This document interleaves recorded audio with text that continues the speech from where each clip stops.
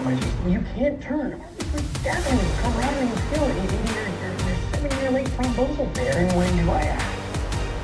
And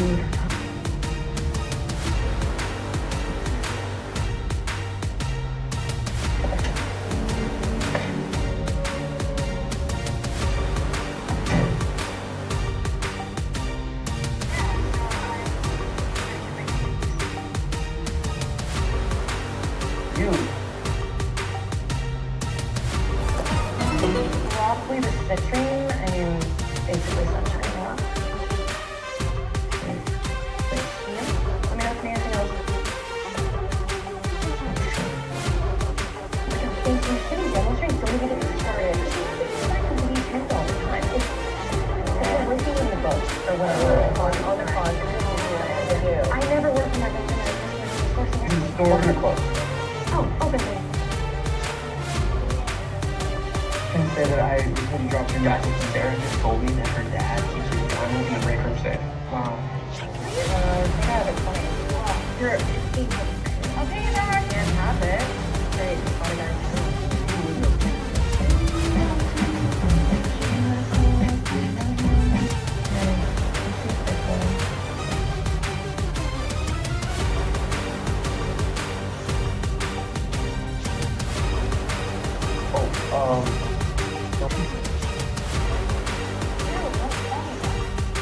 I know, I was kidding.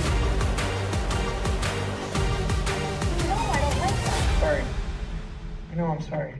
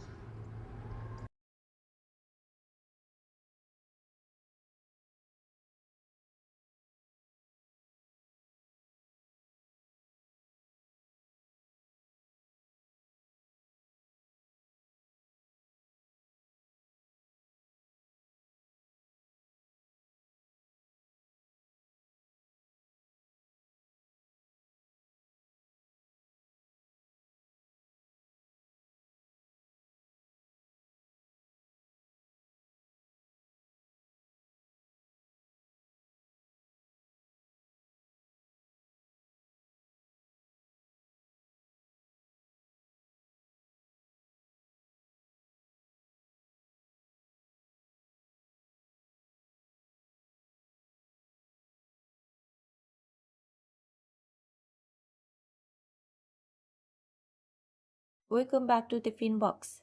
I'm so glad you're here for this one because today's film is one of those boxes that looks small and harmless on the outside, a quirky little horror comedy about a magic toy, and then you open it and you realize you're holding something that's been quietly studying you the whole time. This is a film about love that doesn't feel like love anymore, about wanting someone so badly that you stop seeing them as a person. And honestly, that's a feeling a lot of us have brushed up against in our own lives, even if we'd never admit it out loud. So today we are opening the box on Obsession, the 2026 horror film from Kari Barka. We're going to talk about how it was made, what it gets right, where it stumbles, and yes, eventually, exactly how it ends. Let's get into it. Here's the thing that should grab you before anything else. This film was made for less than the price of a decent used car, and it ended up becoming one of the biggest horror surprises of the year, playing in theaters packed enough that people were reportedly screaming out loud together in the dark. That's not normal. That doesn't happen by accident. Somewhere between a tiny budget and a massive box office number, something clicked, and what clicked was a story about a man who makes one wish and then has to live with what that wish actually costs. No monsters jumping out of closets here. The horror in this film comes from somewhere much closer to home. And that's exactly why it matters that we look at how this thing was built before we ever step inside it. Because here's what makes the film box different from a lot of channels. You're going to know how this box was built before you ever open the lid. And the first thing you need to know is who built it. Cuddy Barker, the writer, director, and editor of this film, was 26 years old when Obsession hit theaters. And before this, he wasn't coming out of film school or a big studio system. He was a YouTube creator.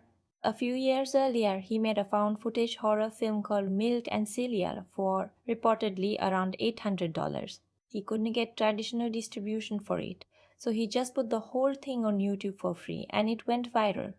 That single decision changed his life. It got him signed with a major talent agency, and it's the reason a producer eventually came knocking, looking for the next thing he'd made. Here's why this matters for what you're about to watch. Barker didn't learn filmmaking by following the rules of a big studio set. He learned it by making things work with almost nothing.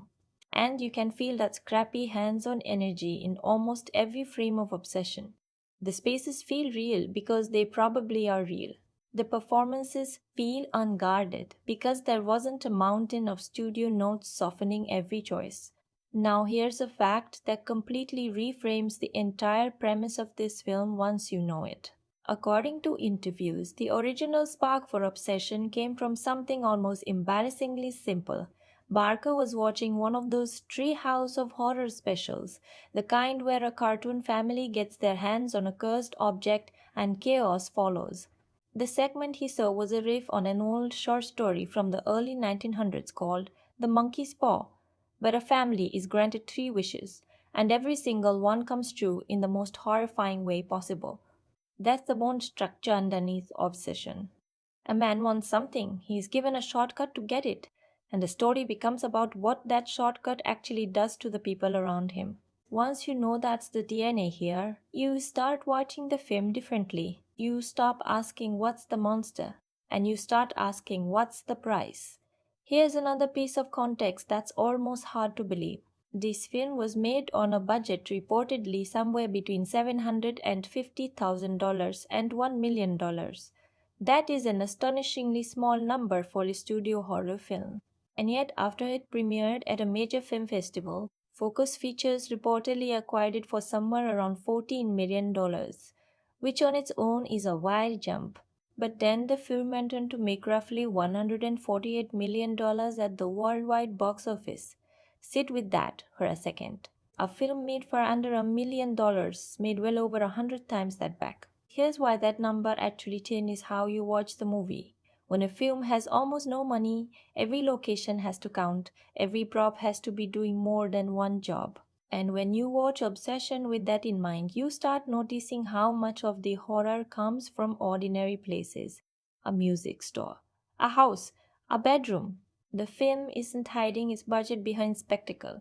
It's using the limitations as part of the atmosphere, and that's a skill, not a compromise. Now, here's a detail that I think is one of the most clever things I've ever heard about how a horror film was actually shot.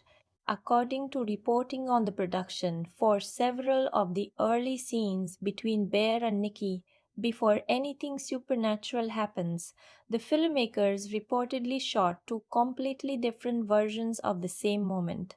One version where Nikki shows a flicker of real interest in Bear, and one version where she clearly doesn't, where she's just being a friendly, oblivious presence in his life. And then in the edit, both versions were blended together. Here's why this detail will hit differently now that you know it. Every time you watch an early scene between these two characters, your brain is going to be doing extra work, trying to read her face, trying to figure out if there was ever something real there before everything goes wrong. That ambiguity isn't an accident. It was built shot by shot on purpose, and it's going to sit with you the entire first act. And here's the last fact before we step inside the box, and it's a big one. The ending you're going to see in theaters, the one we'll talk about in full detail later in this video, was not the only ending that was filmed. Reportedly, there was an entirely different version of the climax where both lead characters die together, with practical blood effects that, according to the actors involved, looked devastatingly real. That version was filmed, and then Parker chose not to use it. He went with something quieter and arguably crueler instead. Here's why this matters before you even watch the film for the first time. Knowing that a more final, more conventionally tragic ending existed and was deliberately set aside tells you something about what kind of horror movie this wants to be. It's not interested in giving you a clean closed door. It wants you to walk out of the theater, still turning something over in your head. So, with all of that sitting in your back pocket, let's actually step inside the box. Obsession is a 226 supernatural psychological horror film written, directed, and edited by Curry Barker in what is his feature directorial debut. The cast is led by Micah Johnston as Bear, with Inde Navarrette as Nikki, alongside Cooper Tomlinson and Megan Lawless as their close friends, and Andy Richter in a supporting role as the owner of the music store where several of these characters were. At its core, this is a horror film, but it's also something else. It's a relationship drama wearing a horror film's clothes. The why behind this film's existence is almost disarmingly simple. Barker took one of the oldest cautionary tales in storytelling, be careful what you wish for, and instead of asking, what if the wish goes wrong in a fantastical way, he asked, what if the wish goes wrong in a way that exposes something ugly about the person making it? That's the heart of this story. It's not really about magic. It's about desire and what desire looks like once it stops caring about consent. So, should you watch this? Here's my spoiler free answer. If you're someone who's drawn to horror that lingers on emotional damage rather than just jump scares, if films like the recent wave of relationship horror have caught your attention, this is absolutely worth your time, and it's a smart, confident piece of filmmaking from someone clearly building toward a bigger career. But if you're looking for something that's going to blow your mind from start to finish, I want to be honest with you up front. My own personal rating for this one lands at 5.4 out of 10. Not because it's badly made, it's actually quite well made. But because for me there's a gap between how clever the premise is and how completely it pays that cleverness off. We're going to dig into exactly why throughout this video. But the short version is watch it, especially if the premise intrigues you. Just go in with calibrated expectations rather than the hype you might have heard. Now let's talk about what it actually feels like to sit down and watch this thing for the first time. Because here's where it gets interesting. The trailers for this film sell you on the wish-granting monster toy angle. If you see flashes of something unsettling, you hear the title, and your brain immediately files this under creature feature with a supernatural gimmick. I walked in expecting exactly that. A fun, slightly campy horror romp built around a cursed object. What the film actually gave me was something much smaller, much quieter, and honestly, much smaller. The opening minutes of Obsession don't look like a horror movie at all. They look like a low-key indie drama about a guy in his 20s working a dead-end job at a music store, hanging around with his small group of friends, nursing a crush he's too nervous to ever act on. The atmosphere is warm, familiar, a little funny even. There's a lived-in, almost mundane comedy to the way these characters talk to each other, bicker, and pass the time at work. And that's exactly the point. The world this film creates in its first 10 minutes is one you recognize. You've worked a job like this. You've had a friend group like this. You've probably had a crush like this, the kind you talk yourself out of day after day until talking yourself out of it just becomes part of your personality. The film leans into that recognizability hard and it does it well. Bear isn't some over the top horror protagonist. He's quiet, a little awkward, easy to root for in a low stakes, I hope this guy finally just asks her out kind of way. What hooked me in those first 10 minutes wasn't dread, it was familiarity. It was the slow burn comedy of watching someone talk themselves out of doing the one simple thing that could change their life. And that's what makes the moment everything shifts hit so much harder later, because the film spends its opening act making you feel at home, before it starts taking that home apart, piece by piece. And that, right there, is where the story really begins. And this is where the box really starts to open, because everything that happens next only works because the film took its time setting up that ordinary world first. Let's actually live inside this story for a moment. Picture the music store where Bear works. It's small, a little dusty, the kind of place that probably smells like old vinyl and instrument polish. Bear is there most days alongside his two closest friends. Ian, who's loud and a little chaotic in a way that makes him the comic relief of the group, and Sarah, whose father, Carter, actually owns the place. There's an easy, lived in rhythm to these scenes. You get the sense these people have known each other for years. And right at the center of that rhythm is Nikki Bear's childhood friend, someone he's clearly been in love with for a long time, and someone who treats him with warmth. But the kind of warmth you give a friend, not the kind you give someone you're falling for. Here's what's quietly devastating about this setup, and here's what most people miss on a first watch. The film never makes Nikki cold or dismissive toward Bear. That would be easy. That would give Bear a clean, sympathetic reason to feel wronged. Instead, Nikki is kind to him. She's comfortable around him. She laughs with him. And that's almost worse, isn't it? Because it means Bear isn't dealing with rejection in any dramatic sense. He is dealing with the quiet, slow ache of being someone's favorite friend, and nothing more. And if you've ever been on either side of that particular ache, you already know how much that can eat at a person over time, even when nobody's done anything wrong. One night, after a get together with the group, Bear drives Nikki home. It's a small moment, the kind of moment that in a romantic comedy would be where the lead finally works up the courage to say something. And Bear almost does. He gets close. And then, like he's done probably 100 times before, he doesn't. He lets the moment pass. Here's where the film makes its first real turn, and it's such a human one. Instead of confronting his feelings directly, Bear reaches for a shortcut. Earlier, he picked up a strange little item from a specialty shop, a toy called the One Wish Willow, sold to him by a shopkeeper named Viola at what's essentially an occult curiosity store. He'd actually bought it as a gag gift, something to give to Nikki as a joke. But sitting there alone, replaying the moment he didn't have the nerve to see anything, he doesn't give it to her. He uses it himself. And this is the moment that changes everything, not because of what the toy does, but because of what it reveals about Bear in that instant. He doesn't wish for confidence.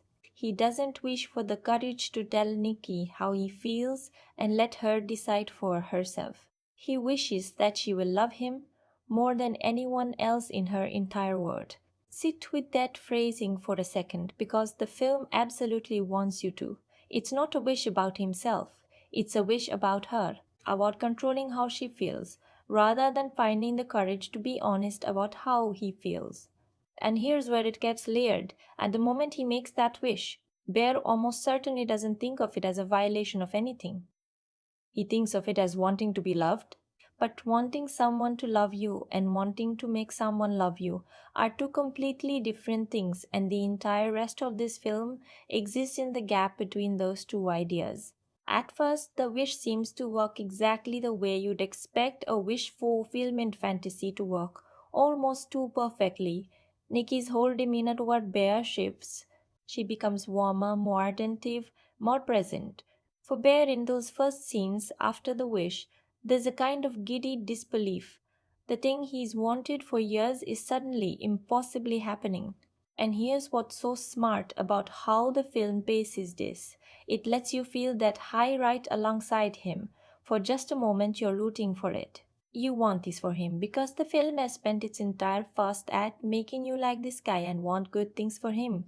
But almost immediately, his friends notice something's off. Ian and Sarah, the two people who know Nikki best outside of Burr, both react to a sudden shift with confusion, then unease. And here's the genius of using side characters this way. The film doesn't need to tell you something is wrong. It just needs to show you two people who know Nikki's baseline personality, watching that baseline completely disappear in real time and reacting the way you or I would, with a kind of nervous wait, is it just me or energy? That's the audience's anxiety externalized.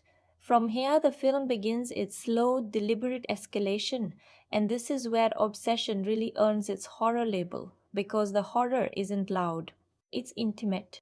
Nikki's devotion to Bear stops looking like affection and starts looking like dependency. There's a sequence where she waits for him at his door for an extended period of time. Not impatiently, not dramatically, just waiting, present, unmoving.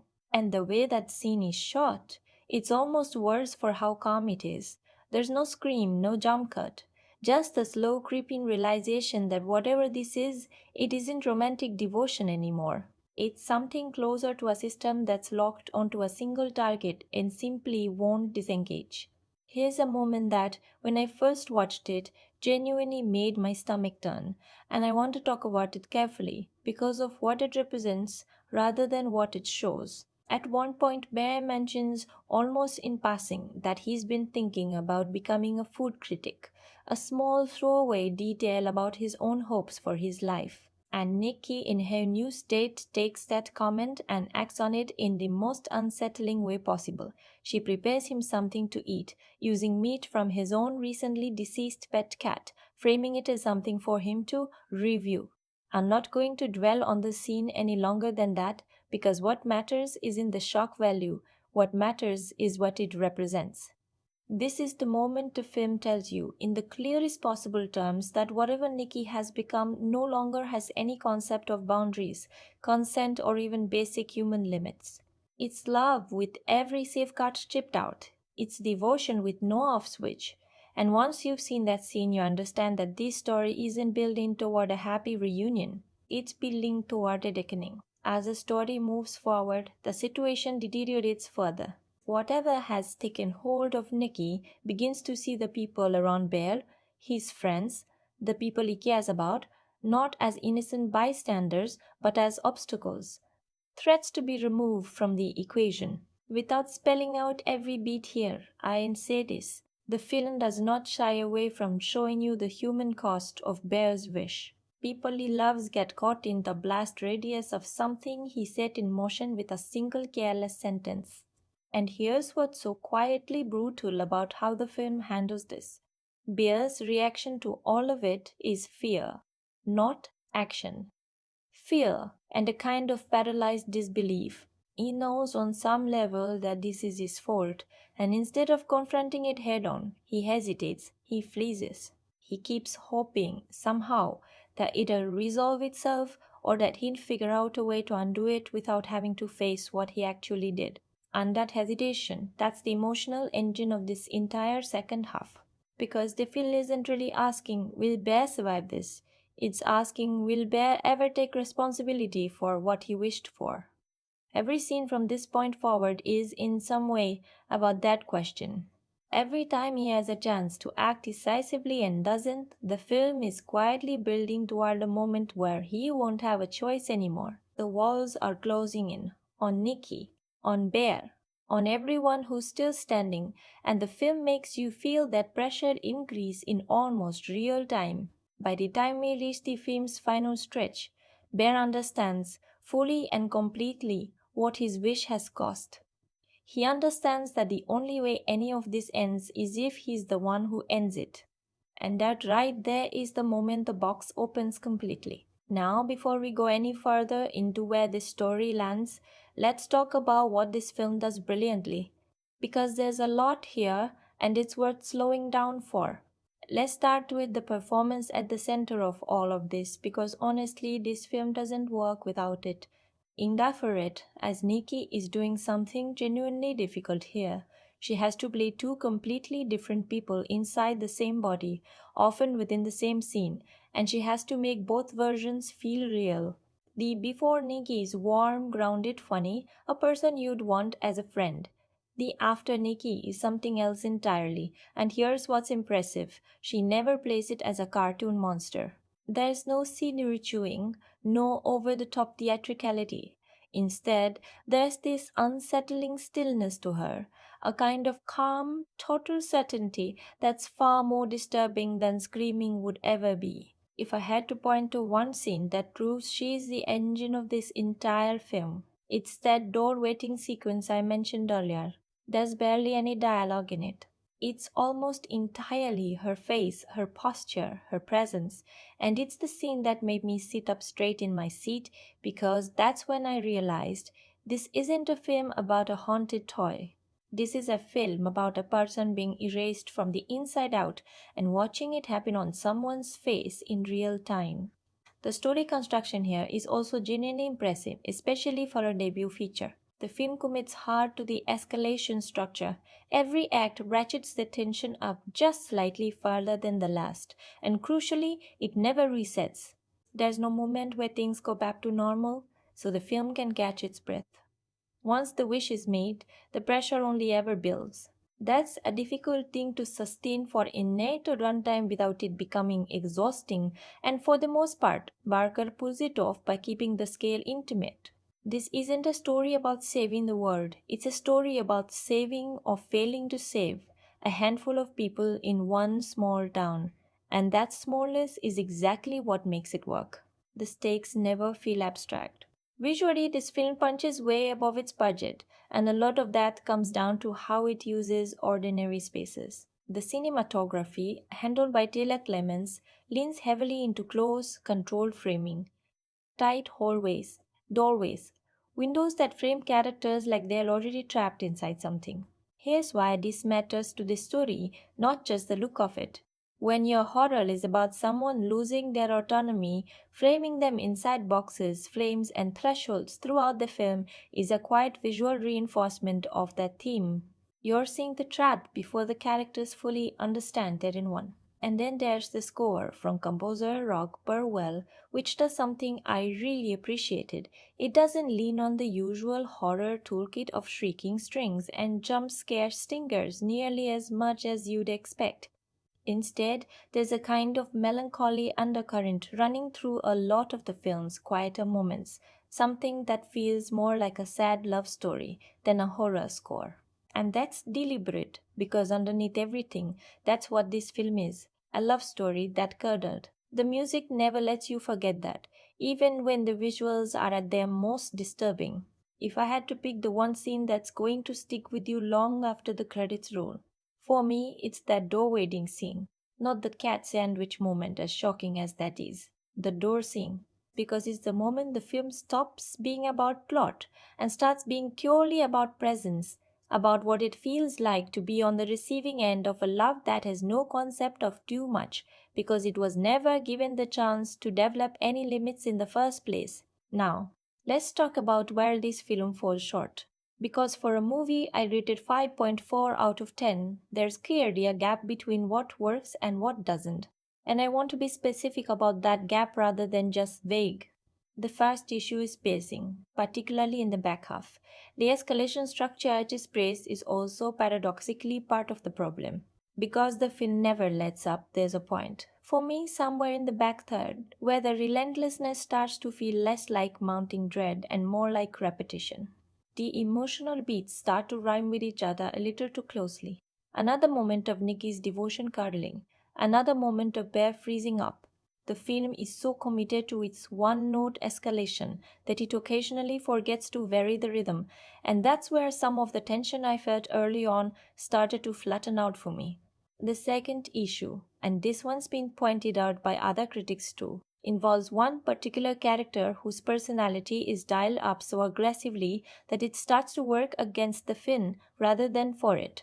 I won't dwell on this too much, because it's a minor character in the grand scheme of things, but there's a tonal mismatch between the grounded, melancholy horror of the central relationship and the much broader, almost sitcom level energy of a couple of the side characters. When those two tones share a scene, it can pull you out of the emotional reality the film worked so hard to build elsewhere. The third issue is Bear himself, and this one's more complicated because I think it's partly intentional, but I also think the film leans on it a little too long. Bear's passivity is the entire emotional thesis of this story, as we talked about. But there's a difference between a character whose inaction is tragic and a character whose inaction starts to feel like the plot is just waiting for him to catch up.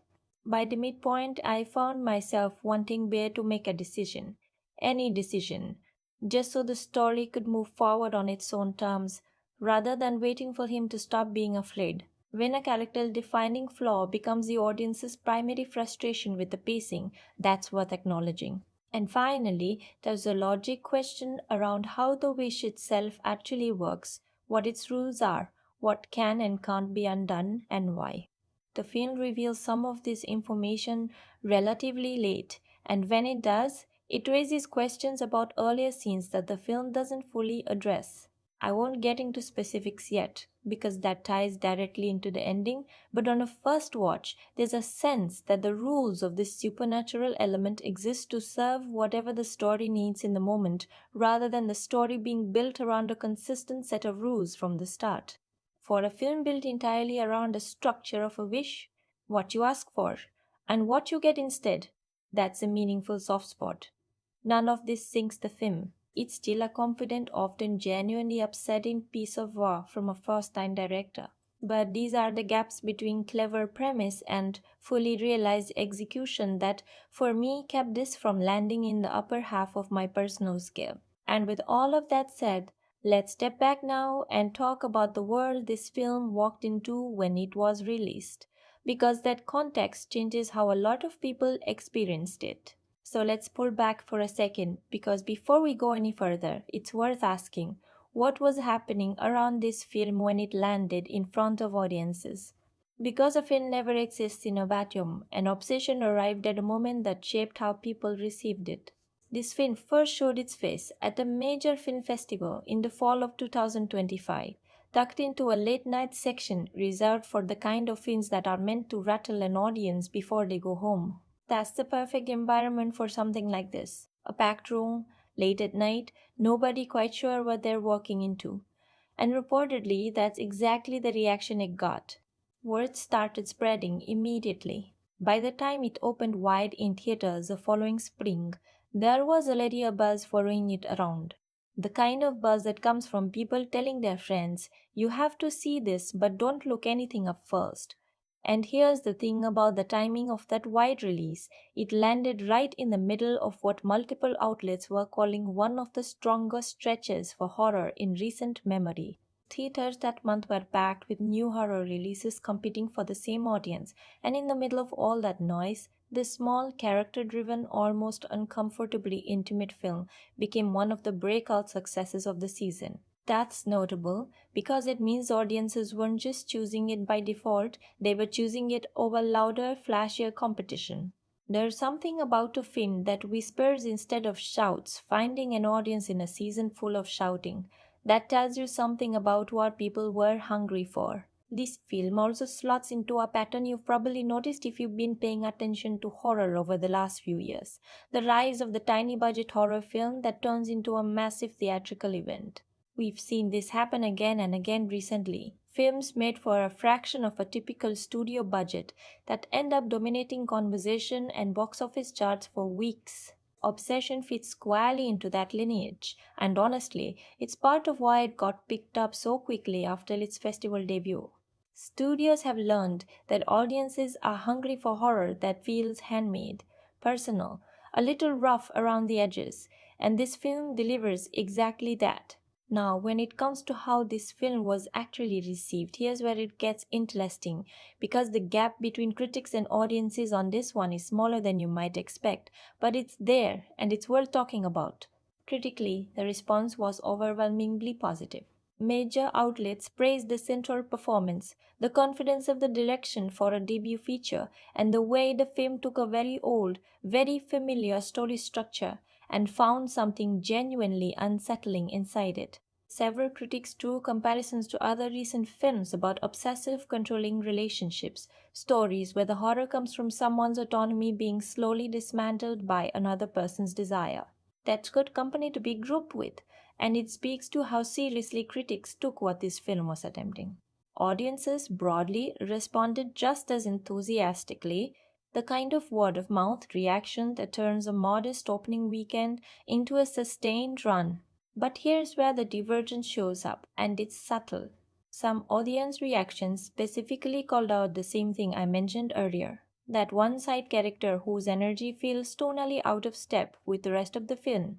For a chunk of viewers, that character became almost a meme, a moment of comic relief they latched onto and loved.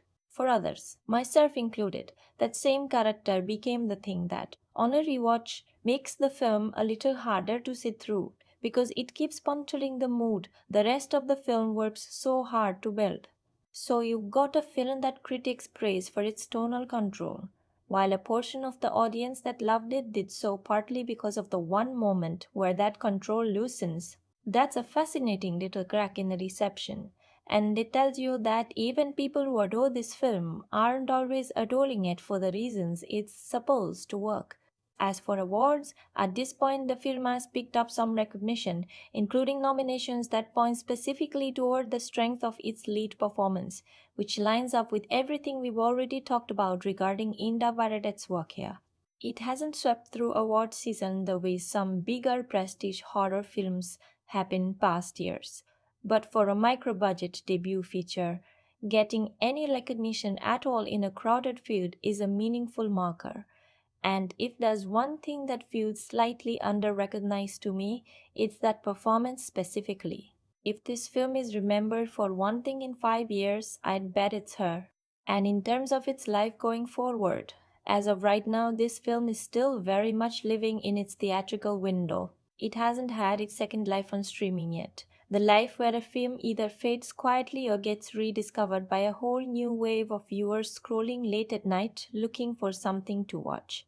But if the pattern from similar low budget horror successes holds, I'd expect this one to have a strong streaming afterlife, the kind of film that gets passed around in group chats with a single message attached. You need to watch this, trust me.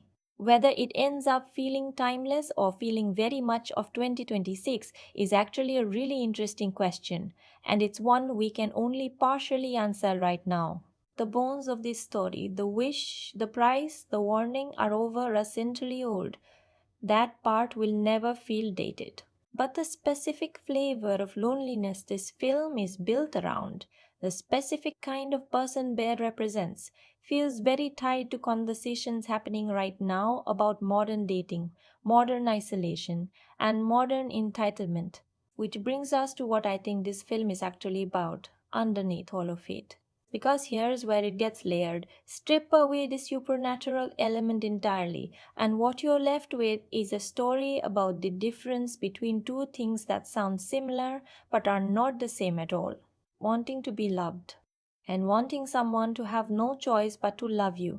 Those two desires can live in the same heart.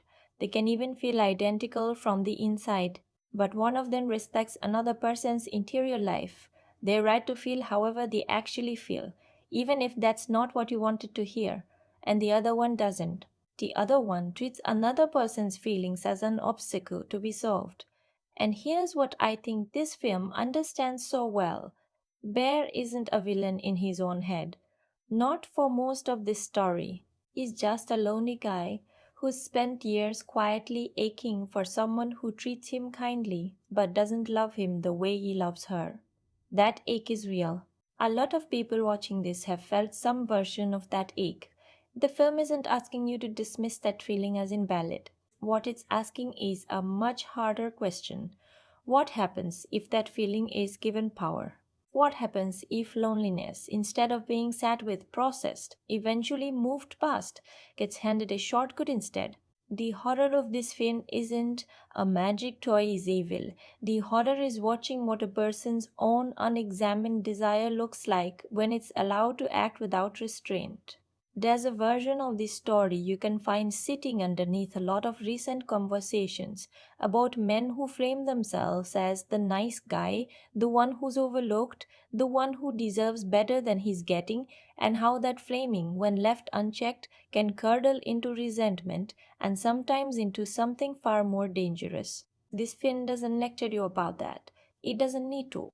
It just shows you plainly what it looks like when I just want her to love me quietly becomes I want her to have no other option. And it lets the horror of that gap speak for itself. But here's the part that I think makes this film actually mean something, rather than just being a clever cautionary tale. It's just as interested in what happens to Nikki, not Bear, her. Because the real tragedy at the center of this story isn't a man learns a lesson, it's a woman gets erased. Her interior life, her preferences, her autonomy, all of it gets overwritten instantly by someone else's wish. And the film never lets you forget that she didn't choose any of this. She's not a participant in this horror story, she's the casualty of it.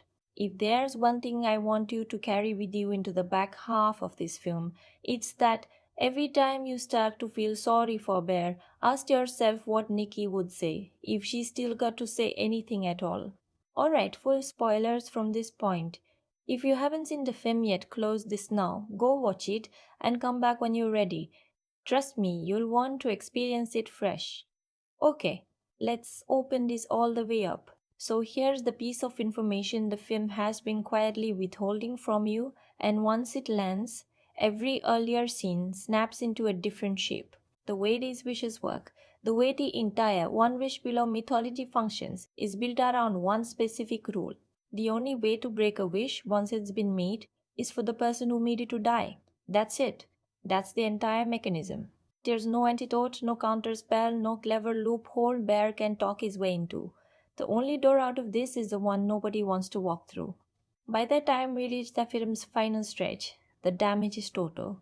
The people Bear cares about most, his close friends from the music store, the two people who first noticed something was wrong with Nikki, are gone, killed in the chaos that Nikki's transformed state has left in its wake. Bear is left standing in the wreckage of his own wish, fully aware now that there is no version of this that ends with him quietly getting his happy ending.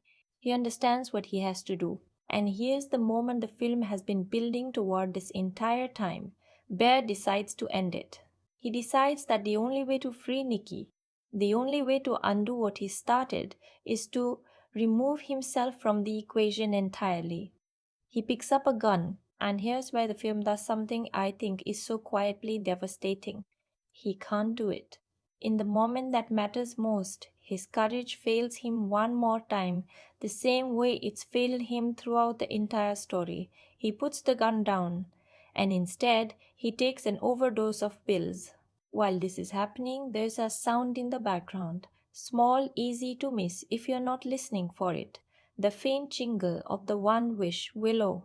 And here's the detail that recontextualizes everything. That sound means Nikki has just made a wish of her own. We don't get to hear exactly what she wished for.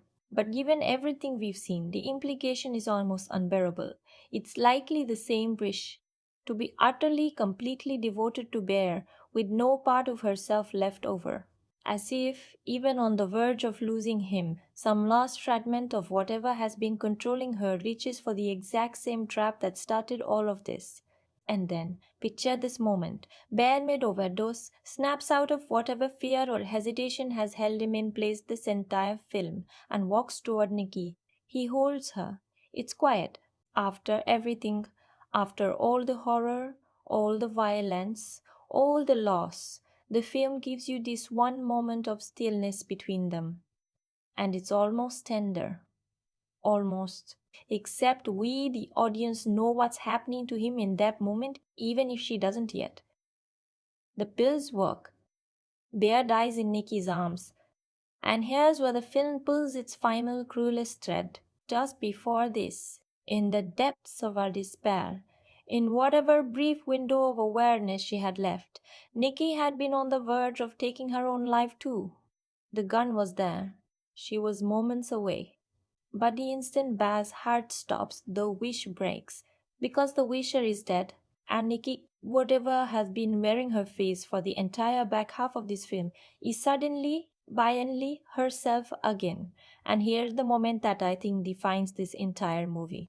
She doesn't feel relief. She doesn't feel love or grief in any clean sense. The first thing she does, the very first thing, is push him away, in disgust, in horror, because in an instant she's flooded with the full weight of everything that's happened, everything she did, everything she felt, everything that was done to her, and none of it was ever really her. She's free, and freedom in this moment looks like devastation. She sobs not for him but for what she's just been forced to understand about everything that's happened to her body, her choices, her entire self for the length of this story. The film ends there. No tidy resolution, No clear sense of what happens to Nikki next. Does anyone believe what happened to her? Does she face consequences for things her body did while she wasn't in control of it? The film doesn't answer any of that. It just leaves you there in that room with her. And here's something worth knowing because it changes how you sit with that ending. Reportedly, there was another version of this scene that was actually filmed, one where Nikki doesn't survive either, where both of them die together in a much more conventionally tragic, almost Romeo and Juliet kind of finale, complete with practical effects that, according to people involved in making it, looked brutally real. And the director chose not to use it. He chose the version where she lives, where she has to carry this, where the story doesn't end with a death that closes the book. It ends with a survivor who now has to somehow exist in a world that no longer feels safe, carrying memories that aren't even fully hers. Here's my honest, personal reaction to that ending. I think is the smartest choice the film makes. Killing Nikki would have been the easier ending, emotionally, sad but final, contained. Letting her life be so much messier and so much more honest about what trauma actually looks like. There's no closure in real trauma.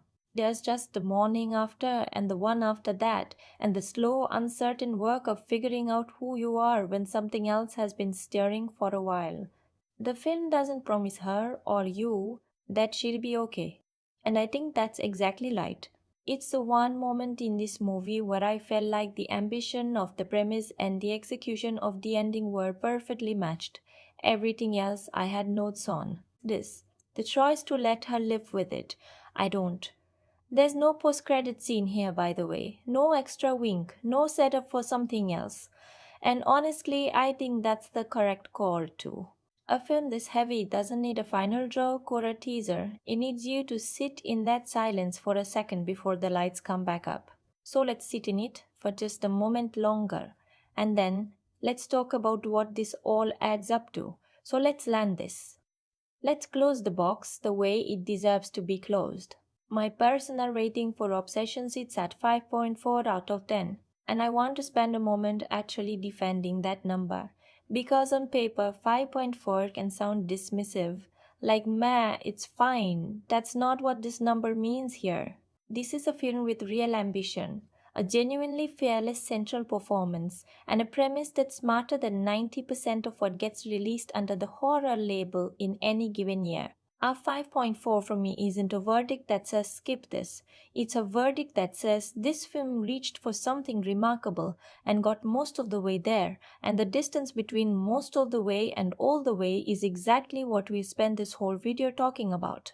The pacing dips, that one tonal mismatch with the side character, bears passivity stretching past the point of tension into the point of frustration.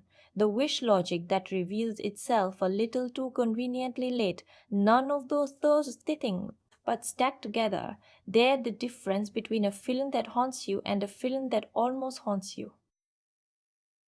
And almost is still worth your time. It's just not a film I'd put on a list of personal favorites. So, who should watch this?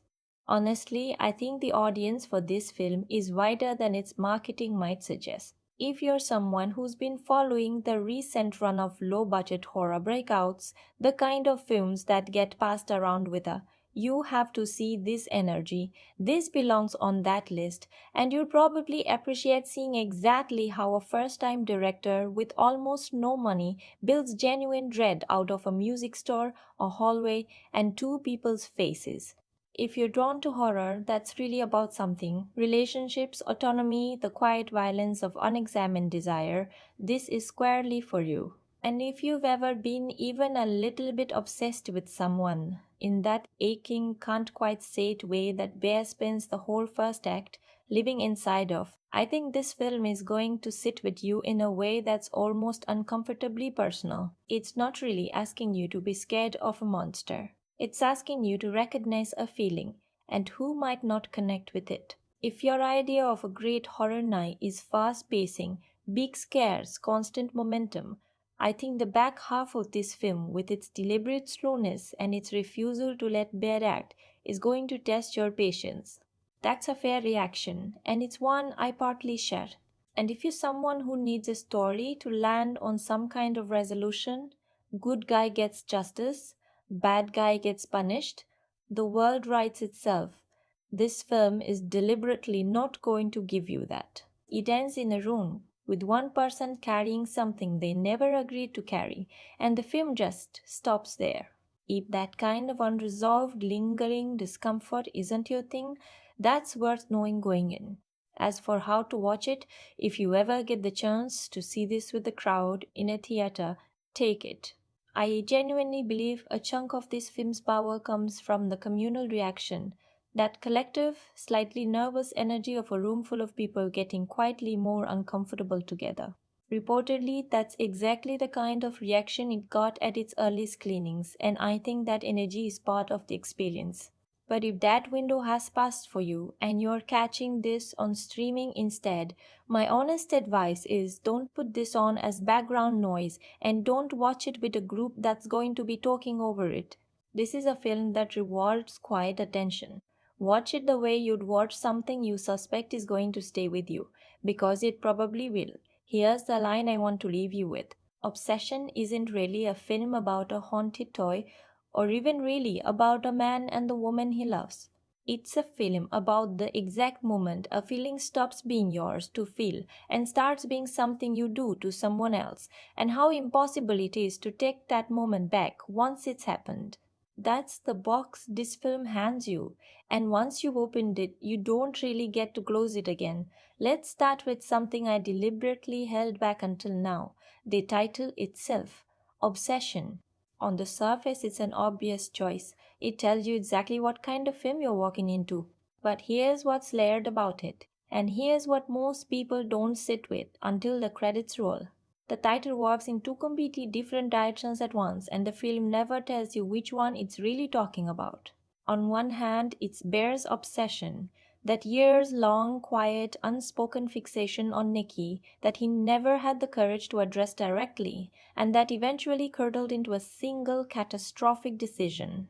That's the obsession the marketing sells you. That's the obsession you expect walking in. But on the other hand, the Titan is also describing what happens to Nikki, a state of total, involuntary, inescapable obsession that's done to her, that she never consented to, that hollows her out from the inside. One obsession is chosen, the other is inflicted. And the film never picks a side about which one the title is really pointing at, because honestly, it's pointing at both, and the horror lives in the space between them. A single word, doing two jobs and neither job is comfortable. Now let's talk about a character I skipped over earlier, because she's small in terms of screen time but enormous in terms of what she represents. Viola, the shopkeeper who sells Bear the One Wish Willow in the first place. Here's what's interesting about how the film handles her. She's not menacing. She's not some cackling, obviously evil seller of cursed objects. She's almost bored, transactional. The kind of person working a job at a slightly off the beaten path shop who's seen 1,000 customers come through and doesn't particularly care what any of them do with what they buy. And here's why that matters. It strips away any sense that Bear was tricked into this.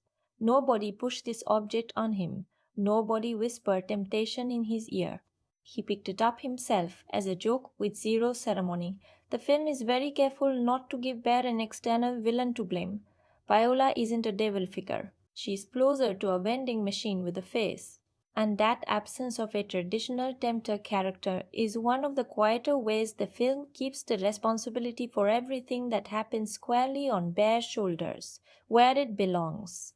And while we're talking about objects, let's talk about the willow itself for a second, because the design choice here is doing more work than it might seem. It's not some ornate, glowing, obviously magical artifact. According to how it's presented in the film, it looks cheap, almost like a novelty item you'd find in the clearance bin of a gift shop, something with a teeny little dint to it, the kind of sound effect you'd expect from a children's toy, not from an object capable of rewriting a person's entire interior life. Here's why that contrast matters so much. The horror of this film is built on mismatches between how something looks and what it actually does, between how someone behaves and what's actually happening inside them. the willow is the first mismatch you encounter, and it sets the tone for everything that follows. Something small, silly, almost laughable, capable of absolute devastation. That's the whole film, compressed into a single prop. Let's also spend a little more time on Ian and Sarah. Because in my first pass through this breakdown, I mostly talked about them in terms of what happens to them. And that's exactly the trap the film wants you to avoid falling into when you think back on them. Here's what most people miss on a first watch. Ian and Sarah aren't just the friends who notice something's wrong. They're the emotional baseline of the entire film. They're what normal looks like. That bickering, that easy familiarity with Bear and Nikki, their place inside that little music store ecosystem, all of that exists so that you have something to measure the horror against. Every time Nikki's behavior shifts further from who she was, it's Ian and Sarah's reactions that calibrate how far things have actually drifted. Because they're the only characters in the film who remember what before looked like just as clearly as you do. When the story eventually takes them out of the equation, it's not just removing obstacles from Nikki's path, it's removing the film's last living connections to the world before the wish. Once they're gone, there's no one left who remembers Nikki as Nikki. Just Bear, and the thing wearing her face and the audience holding that memory alone. Now, here's something worth circling back to Michael Johnston's performance as Bear, because I focused heavily on Inde Navarrette earlier, and rightly so, but his work here is doing something quietly difficult too, just in the opposite direction, where Navarrete has to play extremity. Two distinct states, one of them almost otherworldly. Johnston has to play the absence of extremity. He has to make passivity watchable for an entire film. He has to make hesitation feel like a performance choice rather than a lack of one. And here's the thing, there's a real risk in a role like this. Played even slightly wrong, the guy who freezes up every time it matters becomes the guy the audience stops caring about. Johnston avoids that by keeping Bear's interior panic visible even when his actions don't change. You can see him wanting to act. You can see the war happening behind his eyes. He just keeps losing it, scene after scene. That's a hard thing to sustain without becoming either numbing or melodramatic, and for the most part, he threads that needle. It's not a flashy performance, but it's the performance that makes Navarrette's work land as hard as it does, because his stillness is the canvas her transformation gets painted onto. Let's widen the lens for a moment, because this film doesn't exist in isolation. It's part of a small but growing wave of horror films that are really using the genre as a Trojan horse for something else. One critic, when writing about this film, drew a direct line to a handful of other recent stories that all circle the same uncomfortable territory. Stories about men who consider themselves harmless, even kind, even deserving, and what happens when that self image runs headlong into a woman's actual autonomy. You can see the shadow of the old fatal attraction template in there too. Just inverted, instead of an obsessive outsider terrorizing a couple, the obsession is generated from the inside by the supposedly safe partner. What I find genuinely compelling about obsession's place in this conversation is that it doesn't ask you to hate Bear in order to understand the point. It asks you to recognize him. To recognize the logic of I would never do anything to hurt her, I just want her to feel what I feel, and then to watch that logic, taken just one step further, become something monstrous. That's a much harder, much more uncomfortable thing for a film to pull off than simply giving you an obvious villain to root against. Here's another angle worth opening up, the way this film uses silence, because I touched on the score earlier, but silence deserves its own moment. There are several stretches in this film, especially during the most unsettling scenes, where the music drops out almost entirely. No swelling strings, no ominous drone, just ambient room sound, a hum, a creak, the low hiss of a quiet house at night. And here's why that's such an effective choice. When a horror film leans on music to tell you this is the scary part, it's doing some of the emotional work for you. It's giving you permission to feel scared. When a film pulls that away, you're left alone with what's actually happening on screen, with no emotional cue to hide behind. The door waiting scene I keep coming back to. That scene is almost entirely silent, and that silence is what makes it unbearable. There's nothing to listen to except the absence of anything happening for far longer than feels comfortable. That's not a budget limitation. That's a directorial choice, and it's one of the more sophisticated ones in the entire film.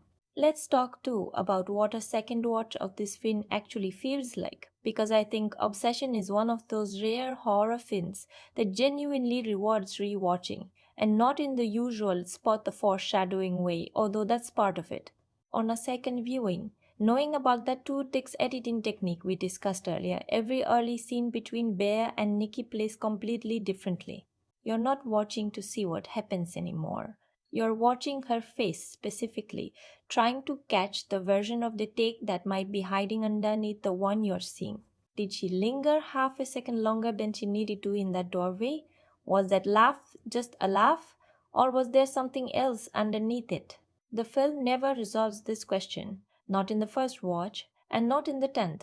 And I think that's the most quietly brilliant thing about the editing choices here. It turns the entire first act into a kind of permanent Rorschach test.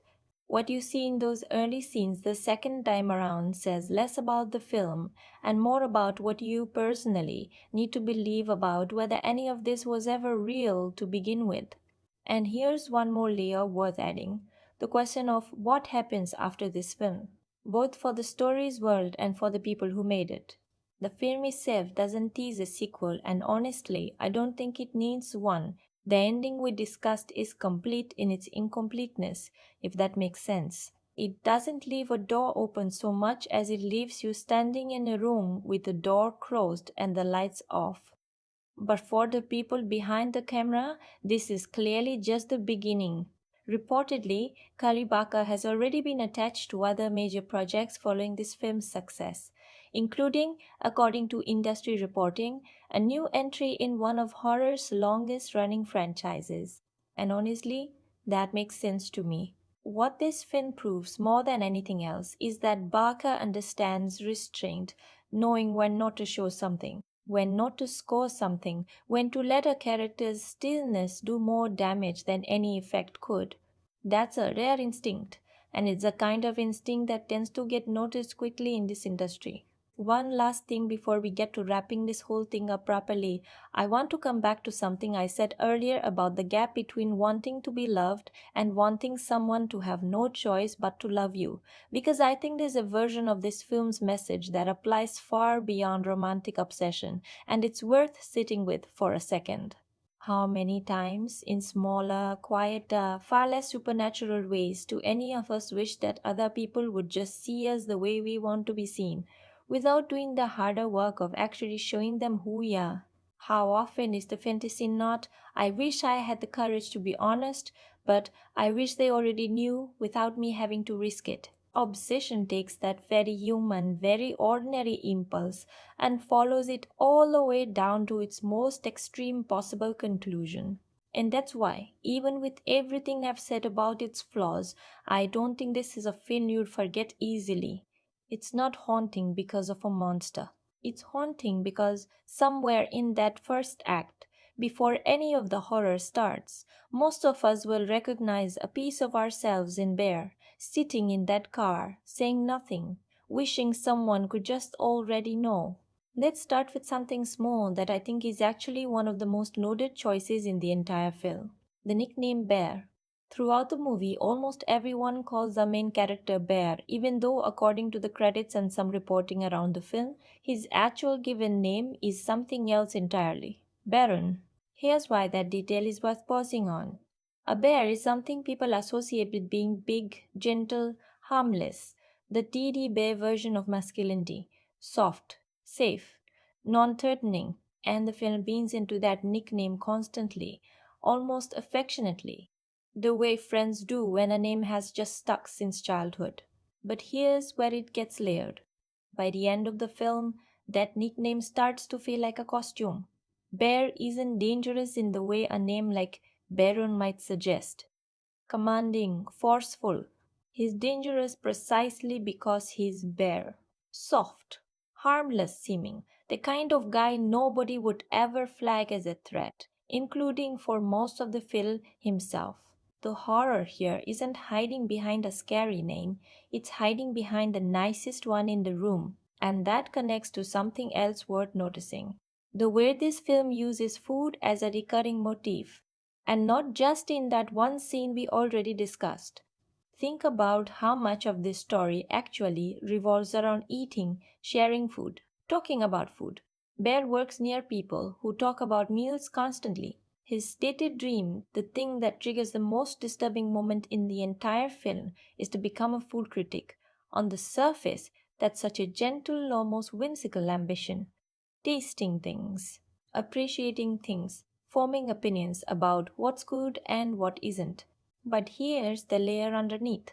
A food critic is someone who consumes, evaluates, and judges, often without much regard for the labor or the living thing that went into what's on the plate. I'm not saying the film is hammering this point with a sledgehammer. It isn't.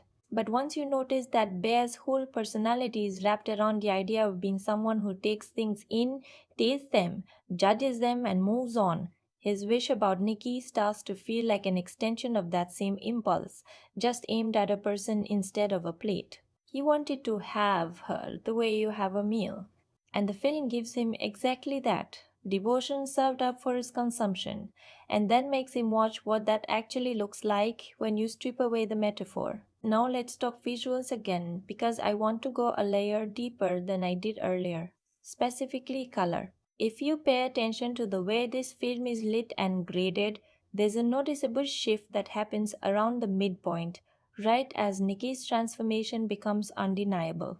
The earlier scenes, the music store, the friend group, the drive home, have a warm, slightly golden quality to them, lived in lighting, the kind of light that makes ordinary rooms feel cozy. After the wish takes hold, that warmth doesn't disappear all at once, and that's actually the smart part. It drains slowly. Scene by scene, the golden tones get cooler, flatter, until by the film's final stretch, everything feels slightly desaturated, slightly sick. Here's why this matters. The film never needs to tell you things have gotten worse. Your eyes already know. You've been trained, scene by scene, to feel the temperature of the story dropping, the same way you'd feel a room get colder if someone opened a window in winter. That's not an accident. And it's not free. That kind of consistent grading takes planning, even on a tiny budget. It's one of the clearest signs that this film, despite its scrappy origins, had a genuinely considered visual plan from day one. Let's also give some real attention to Andy Richter's role here, because I want to push back slightly on something I said earlier when I was talking about tonal mismatches. I mentioned that one side character's broader energy occasionally clashes with the film's mood, but Richter's character, the music store owner and Sarah's father, actually does something different, and I think it's worth separating the two. His presence in the film functions almost like a tether to the outside world, the world that exists beyond Bear's small circle, the world that has no idea anything is wrong. He's an authority figure, but a gentle, slightly oblivious one, the kind of boss who's friendly with his employees without really seeing them. And here's what's quietly effective about that. Every time he's on screen, completely unaware of the horror unfolding around him, it reinforces just how isolated this entire crisis is. The world keeps turning. Customers still come into the store. Inventory still needs to be done. Nobody outside this tiny circle has any idea that someone's reality has been rewritten. That contrast, ordinary life continuing, oblivious, right next to something monstrous, is one of the more underrated tools this film uses, and Richter's grounded, naturalistic presence is exactly what makes that contrast land. Here's another thread worth pulling. Let's talk about pacing again, but this time structurally, because I want to actually map out how this film is built, act by act, because I think it clarifies both what works and what doesn't. The first act, everything before the wish, takes up a noticeably generous portion of the runtime. That's a deliberate choice, and on reflection, I think it's one of the film's smartest. By the time the wish actually happens, you've spent real time in this world. You know these characters' rhythms. You've laughed with them. That investment is what makes everything afterward hurt. The second act, the escalation, is where the film spends most of its remaining time, and it's structured almost like a staircase, each step slightly worse than the last with very few moments of relief. And then the third act, the final stretch, from the moment Bear truly understands what he has to do through to the ending, is surprisingly compressed. Genuinely, once that final decision crystallizes, the film moves fast. Here's why I think that compression actually works in the film's favor, even though I had complaints about pacing elsewhere. After an entire second act of watching someone hesitate, the sudden acceleration of the ending hits like a hell breath finally being released. It's one of the few places where the film's pacing choices and its emotional intent are in perfect sync. Let's widen out again and talk about where this film sits in its director's own career, because I think it's genuinely useful context. Before this, Cary Barker's most well known work was that found footage film he made for almost nothing and put out for free online. And here's a connective thread worth noticing: that earlier film was also at its core about something going horribly intimately wrong inside a small claustrophobic environment, told with almost no resources and a tiny cast. Obsession isn't a sequel to that film in any literal sense, but thematically it feels like the same filmmaker working with a bigger canvas but the same instincts. Keep it small, keep it personal, let dread come from people and spaces rather than spectacle. What's exciting about that, from where I'm sitting, is that it suggests Barker's strengths aren't of look or budget. They're a sensibility, and sensibilities tend to survive bigger budgets far better than flashy, effects driven debuts usually do. That's part of why, even with my 5.4 rating for this specific film, I find myself genuinely curious, maybe even a little excited, about whatever he does next. Now, let's go back to something I mentioned only briefly: the social and audience reaction to this film once it actually hit theaters, because there's a layer here I didn't fully unpack. Beyond the critical reviews, there's been a noticeable wave of audience discussion specifically built around that ending. People going back and forth about whether Nikki surviving was the right choice, whether the alternate ending would have been more satisfying, whether the film is ultimately optimistic or pessimistic about whether she'll ever be okay. And here's what I find genuinely interesting about that conversation: there's no consensus. Some viewers read the ending as quietly hopeful: she's free, she's alive, and freedom, however painful, is still freedom. Others read it as almost crueler than if she'd died, because now she has to live with it indefinitely in a world that has no framework for what just happened to her. I land somewhere in the second camp, as I mentioned, but here's the thing. The fact that a horror film about a cursed toy generated this much genuine, thoughtful disagreements about trauma and survival tells you the film succeeded at something most horror films never even attempt. It made people argue about ethics, not just about scares. There's also something worth saying about how this film fits into the broader economics of horror right now, because I touched on this earlier, but I want to go one step further. We're in a stretch of film history where audiences have repeatedly proven they'll show up for horror that costs almost nothing to make, as long as it feels like it has something to say. Studios have noticed, and what that means practically is that films like this one aren't just creative experiments anymore. They are proof of concept for an entire business model. A film made for under $1 million, grossing roughly 148 million, isn't just a nice outcome for everyone involved. It's a signal to every studio executive watching those numbers that small, sharp, character driven horror is one of the safest bets in the entire industry right now. And that has a ripple effect. It means more films like this get greenlit, more first time directors with a strong voice and almost no budget get a shot. Whatever you think of this specific film, its success is part of why the next 5 years of horror are probably going to look a little different, a little smaller, a little more personal than the decade before it. One more thing before we head toward the actual close. I want to revisit that ambiguity device, the two takes editing trick, one more time, but from a slightly different angle. Earlier, I talked about how it affects the way you watch the early scenes between Bear and Nikki on a rewatch. But here's a question worth sitting with that I didn't fully ask before. Does it actually matter? Does it matter, in the end, whether pre-wish Nikki ever had real feelings for Bear? Here's my honest take, and I think this is where the film is at its most quietly radical. It doesn't matter. Not to the horror. Not to the ethics of what Bear did. Whether or not Nikki might have eventually, organically, on her own terms, developed feelings for him, that possibility, if it existed, was hers to explore or not explore on her own timeline with her own consent. The wish doesn't just skip past a no. It skips past the entire process of finding out. It erases the question itself. And I think that's the most uncomfortable thing about that ambiguous editing choice. It's not actually there to give you an answer about what could have been. It's there to show you that it doesn't matter what could have been, because Bear never gave it a chance to be anything at all. So here's where all of this lands before we wrap everything up properly. Every layer we've opened in this box, the budget, the casting, the editing tricks, the score, the lighting, the side characters, even a nickname, all of it points back to the same single idea, approached from a dozen different directions. This is a film about the moment someone decides their own loneliness matters more than another person's right to choose. Everything else, the supernatural mechanics, the horror set pieces, even the ending, is just that idea, dressed up in different clothes, scene after scene. And I think that's why, even with its flaws, this film is stuck with so many people. It's not asking you to be afraid of something rare.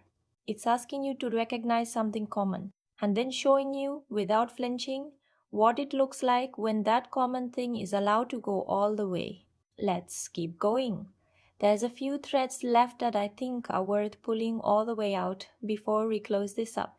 Let's start with the name itself, One Wish Willow, because I don't think enough people sit with how loaded that word willow actually is. In folklore and literature, willow trees have carried associations with mourning and grief for centuries. Think of the phrase weeping willow, the image of branches drooping low, almost like they're bowed in sorrow. Naming a wish-granting object after a tree that's culturally synonymous with grief is such a quiet, almost throwaway choice. It's printed on a cheap little toy, easy to miss entirely. But here's why it matters. The film is telling you right there in the title of the object itself what kind of gift this really is, before anyone ever makes a wish on it. It's not called the One Wish Star or the One Wish Flower. It's named after something that grieves. And by the end of the film, that's exactly what's left in its wake. Grief, distributed unevenly, landing hardest on the person who never asked for any of it. And that connects directly to something this entire genre has always been obsessed with, the idea that wording matters. That's the oldest lesson in the Monkey's Paw playbook, going all the way back over a century. Be precise, because the thing granting your wish has no obligation to understand what you meant, only what you said. And here's where obsession does something quietly clever with that old idea. Bear's wish wasn't vague in a way that left room for misinterpretation. It was specific. He asked for Nikki to love him more than anyone else in her entire world. There's no loophole there, no technicality the willow exploited. The horror isn't the wish was granted incorrectly. The horror is the wish was granted exactly as asked, and that was always going to be the problem. That's a meaningful twist on the formula because it removes the comforting idea that if Bear had just been more careful with his words, this all could have been avoided. He was careful. He got precisely what he asked for, and it destroyed everything anyway. That's a much scarier idea than a simple be careful what you wish for. It's even if you're careful, the wish itself was already the mistake. Here's a small detail that I think is genuinely fun once you know it, and it ties into something we touched on earlier about Curry Barker's hands-on, do-everything filmmaking background. According to information about the production, Barker himself provides the voice for a brief moment in the film. The voice on the other end of the phone when Bear at one point calls a number associated with the willow, essentially reaching some kind of customer service line for this cursed object. Think about that for a second. The same person who wrote this story, directed it, edited, and built its entire emotional architecture, also personally voices the disembodied faceless company behind the thing that ruins his protagonist's life. There's something almost playfully self-aware about that. It's the filmmaker quite literally being the voice of the trap. I don't think it's meant to be a huge statement. It's more of a fun, low key Easter egg from someone clearly enjoying the scrappy, do it yourself spirit of making this film. But once you know it's there, it adds this strange little wink underneath an otherwise very serious sequence. Proof that even in his most polished studio debut, Barker never fully let go of that homemade, I'll just do this part myself energy that defined his earlier work. Let's talk about the world building happening in the background of this film too, because there's more going on in these characters' social lives than the main plot strictly requires. And that's actually a strength, not a distraction. There are scenes set around a local bar, complete with the kind of background texture you'd expect from a real hangout spot, a trivia night host. Regular patrons, the low hum of a place people go because it's familiar, not because it's special. None of these background characters matter to the plot in any direct way. But here's why they matter to the film. They're more evidence of the normal that Bear's wish eventually tears through. Every one of these small unremarkable social rituals, trivia nights, casual drinks after work, the same faces at the same bar, is part of the texture of a life that for Bear was apparently not enough. And the film never judges that life as boring or empty. If anything, it presents it as warm, comfortable, even enviable. The tragedy isn't that Bear's life was bad, is that he had something genuinely good, and instead of building on it honestly, he reached for a shortcut that burned it all down. Now, here's something worth appreciating on a more technical level the runtime. This film clocks in at under 2 hours, closer to the 1 hour and 45-minute mark, and in an era where a lot of horror films, especially ones with ambitious themes, tend to creep toward the 2.5 hour mark trying to justify their scope, Obsession stays lean. Every scene is doing work. There's no extended subplot that exists. Just to pad the runtime, no extraneous flashback structure, no second villain introduced halfway through to raise the stakes artificially. Given everything we've discussed about pacing issues in the back half, it's worth acknowledging those issues exist within an already tight, disciplined runtime. Imagine how much more exhausting that repetition would feel if this film were 20 minutes longer. The fact that it isn't is its own quiet form of restraint. And restraint, as we've talked about throughout this whole video, is this film's defining skill. There's also a genre lineage moment worth highlighting. Reportedly, the film includes a small throwaway acknowledgement of another well known cursed wish horror franchise, almost as a wink to genre savvy viewers. It's not a major reference, just a passing line, but here's why even a tiny moment like that matters. It tells you the film knows exactly what tradition it's standing in. It's not pretending to have invented the be careful what you wish for concept from scratch. It's openly, almost casually, placing itself in conversation with decades of films that have explored the same basic territory and then quietly arguing through everything that follows that it has something new to add to that conversation anyway. That's a confident move for a debut filmmaker, is the equivalent of saying, yes, you've seen this premise before, now watch what we do with it. Let's also talk about how grief is handled in this film, because I think it's one of the more understated choices Barker makes. When the people Bear cares about are lost over the course of this story, the film doesn't linger on big operatic mourning scenes. There's no extended montage, no swelling musical tribute. The grief when it appears is fast, almost stunned, the kind of grief that hasn't had time to become grief yet, because the danger hasn't stopped. And here's why that's actually more affecting than a bigger, more dramatic approach might have been. Real trauma often doesn't arrive with violence. It arrives as shock, as numbness, as the strange sensation of not having time to feel the thing you're supposed to be feeling because you're still in survival mode. By denying both Bear and the audience the catharsis of a proper mourning scene, the film keeps you in that same suspended, unprocessed state the characters are in. You don't get to grieve cleanly either. You're carrying it forward unresolved, right alongside them, all the way to that final scene in the quiet room. And finally, let's touch on how this film has been living online since its release, because the conversation around it didn't stay confined to traditional reviews.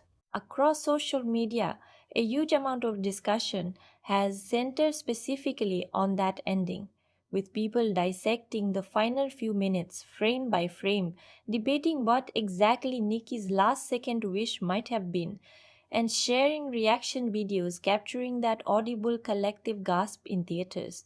There's something fitting about that, honestly, a film about a wish that spirals out of anyone's control, becoming itself the subject of endless online speculation that the filmmakers can't fully control either. People are filling in the gaps the film deliberately left open, the same way Beer filled in the gaps of his own loneliness with a wish he never should have made. The box stays open even after the credits roll, just in a different room now, with a different audience still trying to figure out exactly what they just watched. Let's keep digging. There's still a few angles in here that I think genuinely deserve their own moment before we close the lid. Let's start with something that I think is actually the boldest thing this film does, and it's something most people feel without quite naming it. Obsession is, structurally, a romantic comedy wearing a horror film skin. Think about the actual shape of the setup. A shy guy, a crush he's too nervous to act on, a friend group that roots for him, a moment in a car where the audience leans forward, hoping he'll finally say something. If you stripped away everything that happens after the wish, what you'd be left with is the first act of 100 different romantic comedies. And here's why that matters so much. The film isn't just telling Bear's story, it's quietly putting you, the audience, on trial too. Because in that first act, you want the wish to work. You've been trained by decades of films to want the persistent guy to get the girl, to see romantic persistence as charming rather than alarming. Obsession lets you feel that familiar, comforting pull, and then shows you in unflinching detail what that exact same impulse looks like when it's granted with zero resistance. It's not just critiquing Bear, it's gently, uncomfortably critiquing the genre convention that taught both of you, him and you, that this was ever romantic in the first place. Now let's go back to something we touched on earlier, doors and thresholds, because once you start looking for them in this film, they're everywhere, and I don't think I gave that motif enough credit the first time around. Think about how many key moments in this story happen at a doorway. Bear hesitating at Nikki's door, unable to follow through. Nikki later standing at Bear's door for hours, unable to leave. Even smaller transitional moments. Characters entering and exiting the music store framed through its entrance carry the same visual idea. A door is the most basic symbol of consent there is. It's a boundary you choose to open or choose to keep closed for someone else.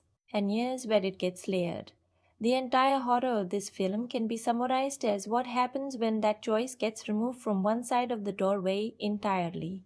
Bear's hesitation at the start is him respecting a boundary even if he doesn't fully realize that's what he's doing. Nikki's later behavior is what happens when that boundary has been erased completely, replaced by something that simply cannot leave, cannot close itself off, cannot choose anything at all. The film never needs to say the word boundary out loud. It just keeps putting people in doorways and changing what those doorways mean. Here's an angle I haven't touched on yet, and I think it's one of the more elegant pieces of imagery in the whole film, the music store setting itself and what it quietly represents. Think about what a record or a song actually is in someone's life. It's something you choose to return to, something you can put on repeat, sure, but only because you keep choosing to. The moment a song stops being something you choose and starts being something that's just always playing, whether you want it or not, it stops being music and starts being noise. And that's almost a perfect description of what happens to Nikki.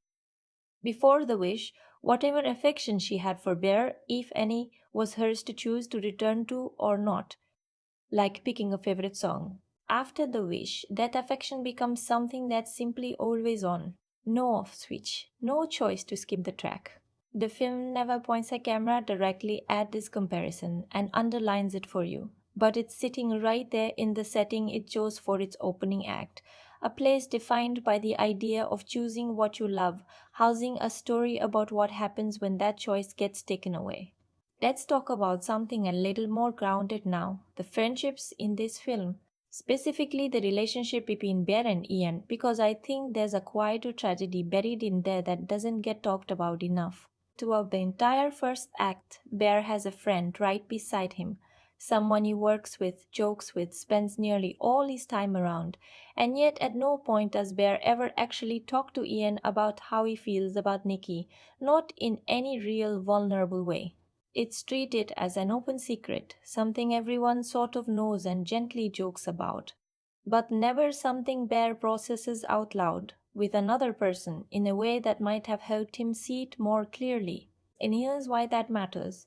Bear isn't just isolated romantically. He's isolated emotionally, even inside a friendship that looks from the outside like exactly the kind of support system that's supposed to stop something like this from happening. If he'd had even one real conversation, not a joke, not a tease, but an actual hey, I think I need to just tell her how I feel and accept whatever happens. This entire story might never have needed a magic toy at all. The tragedy isn't just that Bear was lonely in love. It's that he was, in a much subtler way, lonely in friendship too, surrounded by people who cared about him but never quite reached the conversation that mattered most. Here's a piece of context that I think explains a lot about why this film's horror feels so specifically tuned the way it does. Curry Barker's background isn't just in YouTube horror, it's reportedly rooted in sketch comedy. And at first, that might sound like an odd pedigree for someone making a film this unsettling. But here's why it actually makes perfect sense. Comedy and horror share something most other genres don't. They're both fundamentally about timing, about the gap between setup and payoff, about knowing exactly how long to hold a beat before it either gets a laugh or a gasp. A comedian who spent years learning how long a pause needs to be before a joke lands is, in a strange way, already halfway to understanding how long a silence needs to be before dread lands instead. You can feel that background in how precisely this film paces its quieter, more unsettling scenes. There's a comedian sense of rhythm underneath the horror, even when nothing about the content is funny. It's the same muscle pointed in a different direction. Let's talk about the look of this film one more time, but from a slightly different angle, practical effects versus digital ones.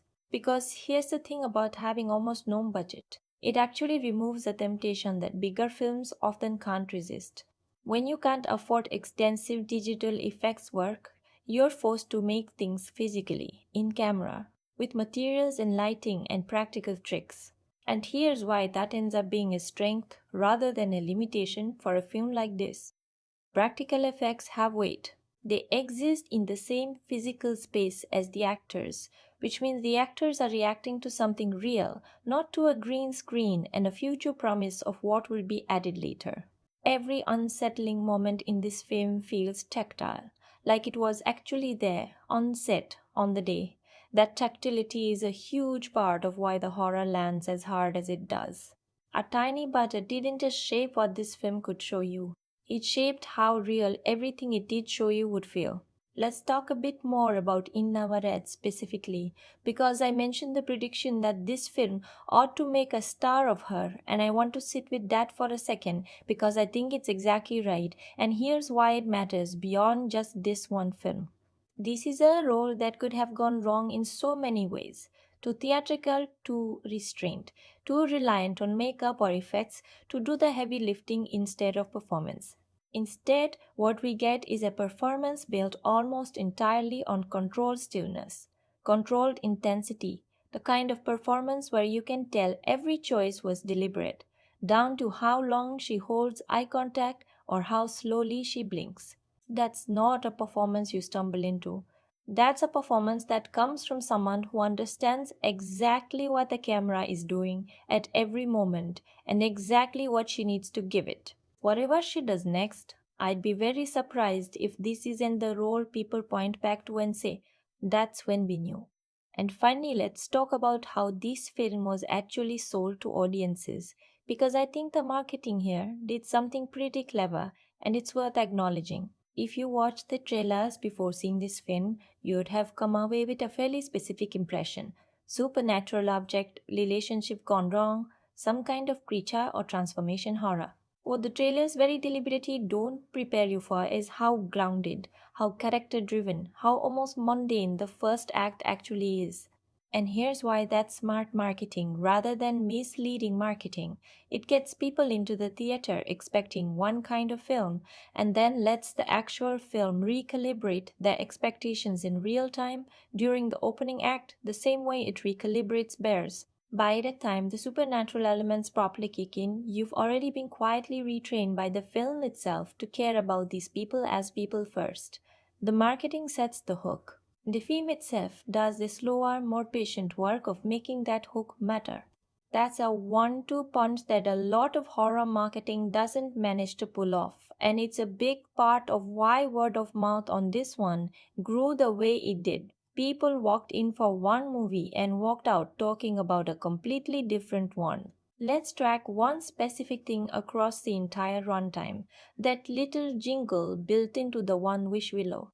Here's what's worth noticing. That sound shows up at the very beginning when Bear first picks the toy up in the shop, almost as a joke, barely registering. It shows up again, much more weighted, the moment he makes his wish in the car, and then it goes quiet for a long stretch of the film, buried under everything else that's happening, until it resurfaces right at the very end, in the background of the climax, signaling Nikki's own wish. 3 appearances. Beginning, turning point, ending. And here's why that matters. A sound that small, that toy like, becomes the actual structural spine of the entire film more than any piece of dialogue. Every time you hear it, something irreversible has just happened.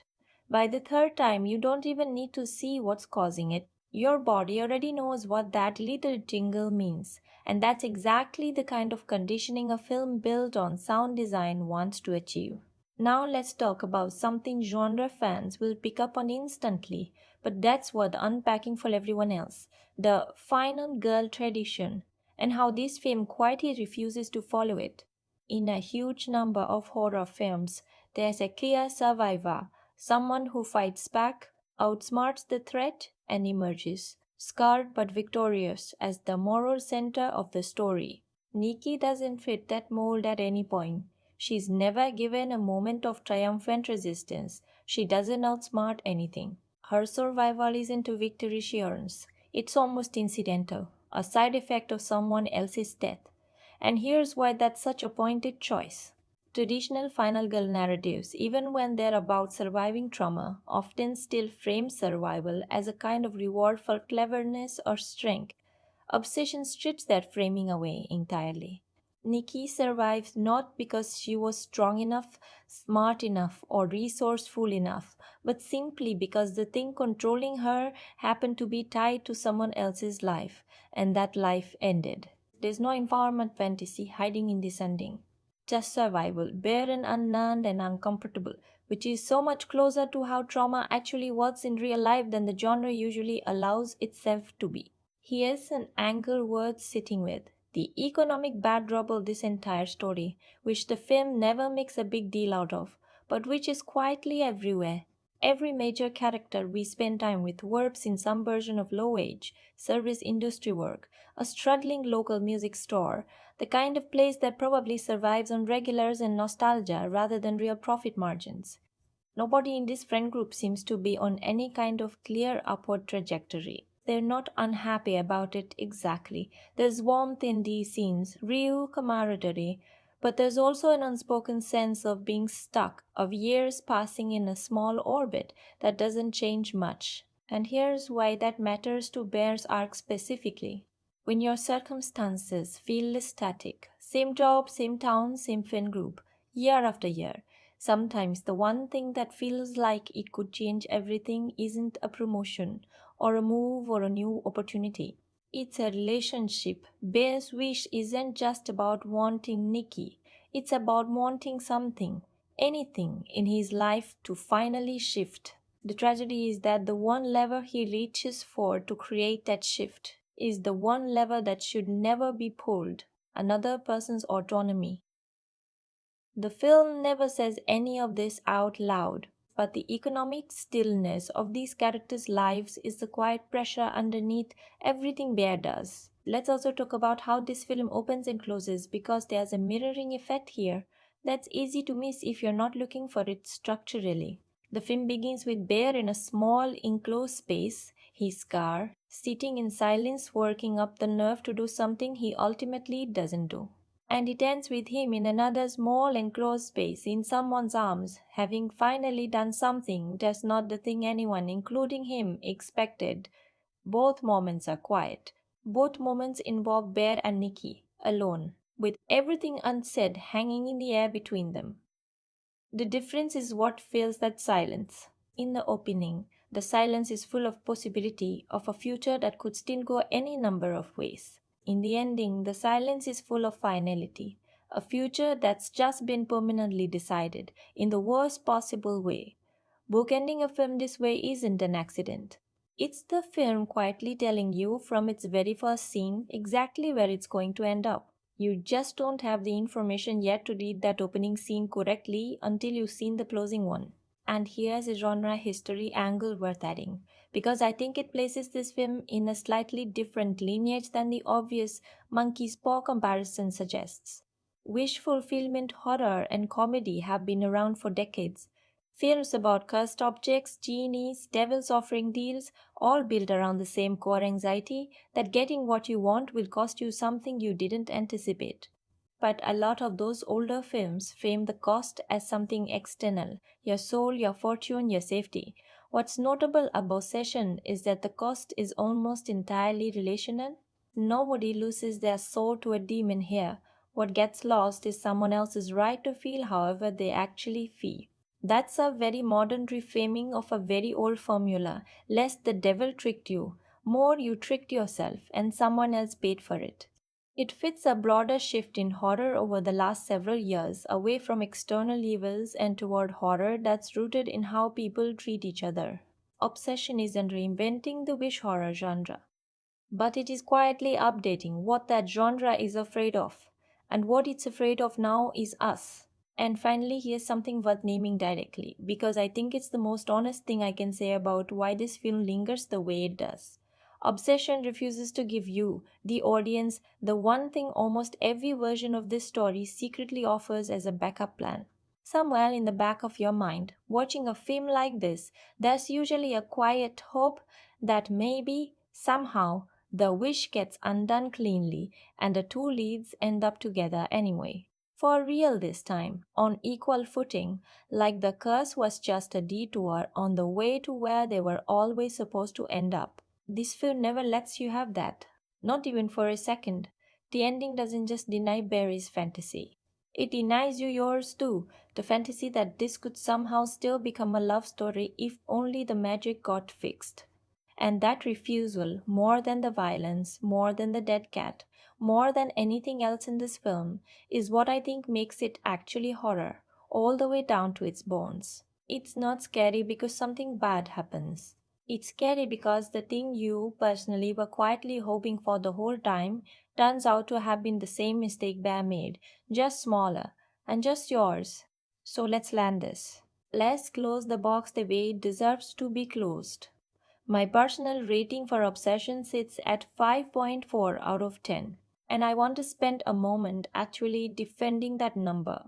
Because on paper, 5.4 can sound like a shrug, like it was fine, move on. That's not what this number means here. This is a film with genuine ambition underneath it. A fearless central performance. A premise that's smarter than most of what gets released under the horror label in any given year. A visual vocabulary that punches well above its price point. A score that knows when to step back and let silence do the work. And an ending that, once you've sat with it, refuses to behave the way endings are supposed to. A 5.4 from me is not a dismissal. It's a recognition that this film reached for something remarkable and got most of the way there. The gap between most of the way and all the way is precisely what we spent this entire video mapping. The pacing that softens in the back third. The tonal mismatch with one side character that keeps breaking the spell the rest of the film works so hard to cast. The passivity of bear that tips, eventually from tragic to frustrating in a way that starts to feel more like a structural problem than an intentional one. The wish logic that arrives a little too conveniently, a little too late. None of those things individually would sink this film. Stacked together, they're the distance between a film that haunts you completely and a film that almost does. And almost is still worth your evening. It's just not a film I'd place in my personal upper tier. So, who is this film for? Honestly, wider than you might think. You've been paying attention to the current wave of low budget horror that's been dominating conversation over the last couple of years. The films that get passed around in group chats with a single, "you need to see this, trust me" message attached. Obsession belongs on that list. Full stop. You'll appreciate watching a first time director with almost no money build genuine dread out of a music store, a hallway, a doorway, and two people's faces. That's a skill, and it's on full display here. If you're drawn to horror that functions as a vehicle for something more, films about autonomy, control, the quiet violence of desire that's been left unexamined too long, this is exactly where you need to be. And if you've ever been even a little bit obsessed with someone in that aching, can't quite say it way that Bear spends his entire first act living inside, I'll warn you now, this film is going to sit with you in a way that feels almost uncomfortably personal. It's not really asking you to be scared of a supernatural toy. It's asking you to recognize a feeling, and that's a much harder thing to shake, who might not connect with it. If your ideal horror night is momentum, big scares, fast pacing, a story that keeps handing you new things to be afraid of, the back half of this film is going to test your patience, and that's a fair reaction. I had some of it myself. And if you need a story to land somewhere clean, justice served, the world corrected, a door properly closed, this film is deliberately not going to give you that. It ends in a room with one person carrying something they never agreed to carry with no resolution in sight, and the camera doesn't even blink before the credits roll. If that kind of open ended, live in discomfort isn't your thing, go in with that knowledge. It might change how you sit with what you're watching. As for how to watch it, if there is still any window to see this with a crowd, in a theater, in the dark, with strangers, take it. A significant part of what makes this experience work is communal.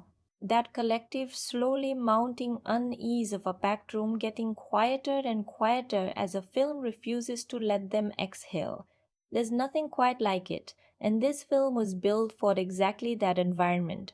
Reportedly, that was precisely the reaction at its very first screenings, and the word of mouth that followed is proof that the experience travels.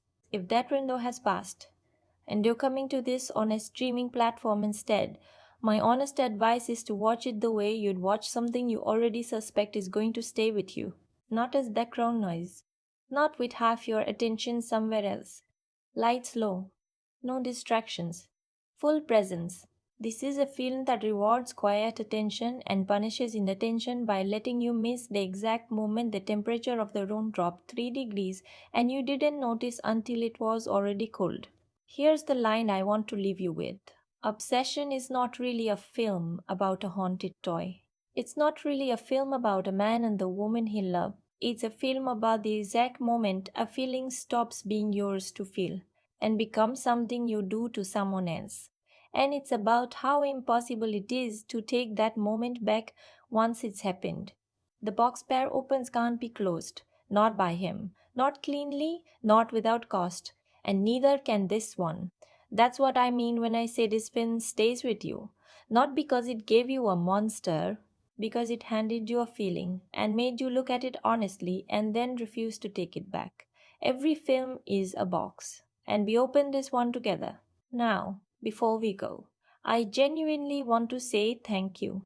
Not just a reflexive thanks for watching, but a real one. You stayed for the whole thing. You came here because you wanted to actually think about a film, not just be told whether to watch it. That's what this channel is for. That's who this channel is for. You. So if any part of this broke something open for you, or made you see something differently, or just made you want to watch this film tonight with a brand new set of eyes, hit the like button. It genuinely helps this channel reach the people who are looking for exactly this kind of conversation. And if you're not subscribed yet, this is the moment. Because every week we are here doing exactly what we just did, peeling back a film until we can see what it's really made of. You don't want to miss what's in the next box. Now, here's the question I want to leave in the comments, and I want real answers on this one, not just reactions. When you got to the ending of Obsession, Nikki surviving, pushing Bear away, the camera holding on that devastation, did that feel like the right choice to you? Or did some part of you wish the film had used the other ending, the one that was reportedly filmed and set aside? I want to know where you land on that, because I think your answer tells you something about what you personally needed this film to be, and that's actually the most interesting conversation this film can start. Next time on the Film Box, we are opening a very different kind of box. One that's been sitting on a shelf for decades, accumulating mythology, sequels, reboots, and a fan base that has never quite agreed on whether the original is a masterpiece or a deeply flawed classic that just got lucky. The debate around this film is as interesting as the film itself. Keep your eyes on the channel. You'll know the box when you see it. Every film is a box, and we've only just started opening them. That's the Film Box. See you in the next one.